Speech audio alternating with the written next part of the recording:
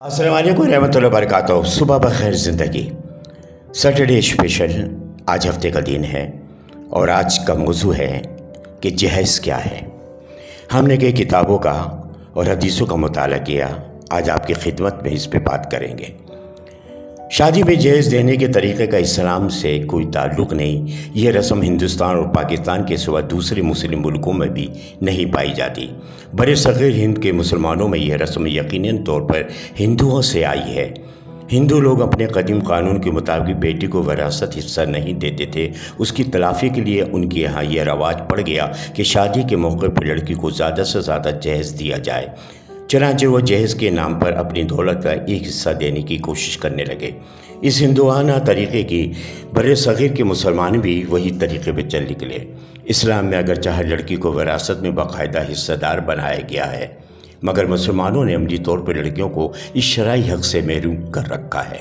اس کی تلافی کے لیے انہوں نے اس ہندوانہ طریقے کا اختیار کر لیا ہے کہ شادی کے موقع پر لڑکی کو کافی سامان دے کر اسے خوش کر دیا جائے۔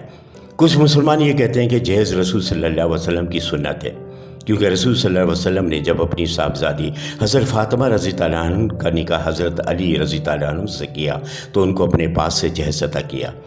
وہ جہیز کیا تھا جو رسول صلی اللہ علیہ وسلم نے اپنی صاحبزادی حضرت فاطمہ رضی اللہ عنہ کو دیا؟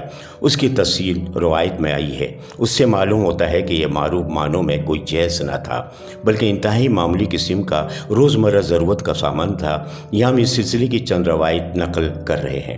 حضرت علی رضی اللہ عنہ کہتے ہیں کہ رسول صلی اللہ علیہ وسلم نے فاطمہ کو جہیز میں ایک چادر، ایک چمڑے کا تکیہ اور گھڑا اور گلاس دیا۔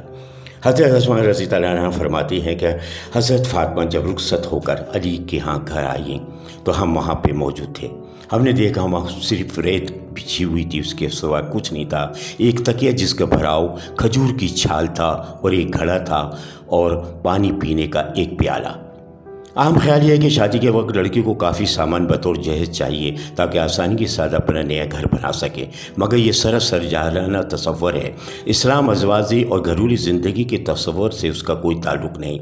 اگر یہ کوئی اسلامی چیز ہوتی تو یقین رسول صلی اللہ علیہ وسلم کی زندگی میں اس کا نمونہ پایا جاتا، کیونکہ آپ دنیا میں اس لیے آئے کہ دنیا اور آخرت کے تمام معاملات اس کا سچا نمونہ پیش کر کے دکھائیں۔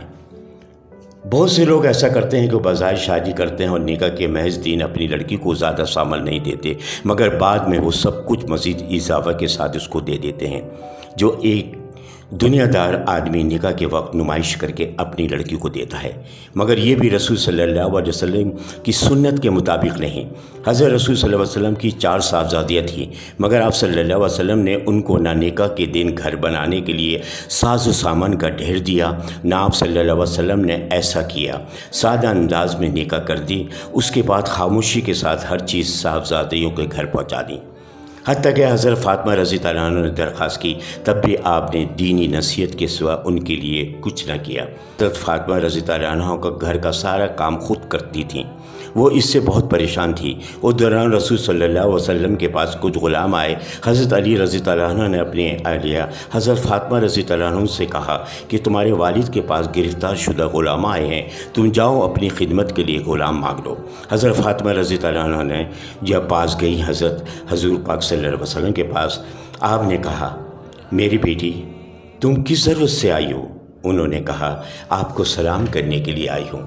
حضرت فاطمہ شرم حیا کی وجہ سے آپ سے سوال نہ کر سکی اور سلام کر کے واپس آ گئی۔ اس کے بعد رسول صلی اللہ علیہ وسلم خود ان کے گھر آئے۔ اس کے بعد جو گفتگو ہوئی اس کے الفاظ روایت کے مطابق یہ ہیں۔ حضرت فاطمہ رضی اللہ عنہ نے کہا کہ اے خدا کے رسول صلی اللہ علیہ وسلم، میرے دونوں ہاتھوں میں چھالے پڑ گئے ہیں، کبھی چکی پیستی ہوں اور کبھی آٹا گوندتی ہوں، اس لیے مجھے خادم دے دیجیے۔ رسول صلی اللہ علیہ وسلم نے ارشاد فرمایا، اللہ تعالیٰ نے تمہارے لیے جو رزق مقدر کیا ہوگا وہ تمہارے پاس آ جائے گا، اور میں تم کو اس سے بہتر چیز بتاتا ہوں۔ تم جب سونے کے لیے جاؤ تو 33 مرتبہ سبحان اللہ کی تسبیح کرو اور 33 بار الحمدللہ کی تسبیح کرو اور 34 بار اللہ اکبر کی تسبیح کرو۔ یہ تسبیح کا عمل تمہارے لیے خادم سے بہتر ہے۔ جو لوگ اپنی لڑکیوں کو بڑے بڑے جہیز دینے کے لیے حضرت فاطمہ رضی اللہ عنہ کے نکاح کی مثال پیش کرتے ہیں، تو کیا کوئی ہے جو ایسا کر سکے کہ اس لڑکی کو یعنی اس کو اپنے ہاتھوں سے چھالے دکھائے اور وہ اس کو یہ کہے کہ بیٹی تم اللہ سے دعا کر لیا کرو؟ रसूल सल्लल्लाहु अलैहि वसल्लम के यहाँ हज़रत फ़ातिमा के अलावा 3 और साहबजादियाँ थीं जो बड़ी हुईं और फिर ब्याह दी गईं, मगर जहेज भी आपने सिर्फ हज़रत फ़ातिमा रज़ियल्लाहु अन्हा को दिया, बाकी साहबजादियों को इस किस्म का कोई जहेज नहीं दिया। आज बस इतना ही, इंशाअल्लाह अगले जुमे को फिर नए मौजू के साथ हाजिर होंगे। दुआओं का तलबगार सैयद मोहम्मद सलीम जलाली। वालिदैन अपनी बेटी को दुनिया की हर चीज़ देते हैं, सिर्फ जो नहीं दे सकते वो है नसीब। अल्लाह करीम सब बहनों और बेटियों के नसीब अच्छे करे, आमीन।